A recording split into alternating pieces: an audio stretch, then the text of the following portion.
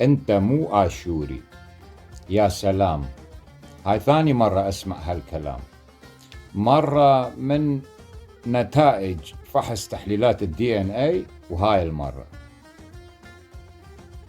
لا أعتقد سامع هذا الكلام مليون مرة ومرة. مرة من نتائج DNA، ومليون مرة من الناس مثلك. أمزح، القاع هيج تحليلات ونتائج. أخي الكريم، بما أنه دا تعرف منو الآشوري ومنو مو آشوري، ممكن تساعدني تدلني أو تشوفني واحد آشوري حتى أروح يمه وأصير مثله. شوفني واحد فقط آشوري لأنه أبغي أصير مثله. أما إذا بحثت وتعبت وما شفت، عود أرجع يمي أني أشوفك الآشوري، وأشوفك شنو معنى الآشوري، وأساعدك ترجع لأصلك وتصير آشوري كما هو أنت بالأصل.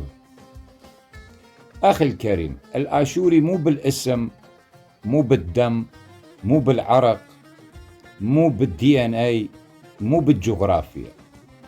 الآشوري هو بالانتماء إلى العقلية الكونية والذبذبة الهزة البدائية.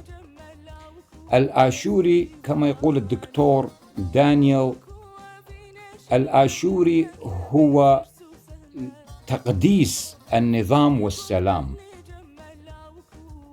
الآشوري هو حالة بدائية تمتد إلى ما لا نهاية.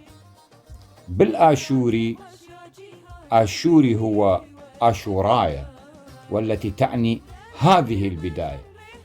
فلتكن هذه بدايتك، وانضم إلى الذبذبة الآشورية. حبي لكم، ورجاء كونوا لطيفين في التعليقات بدون حرب، لنحافظ على النظام والسلام.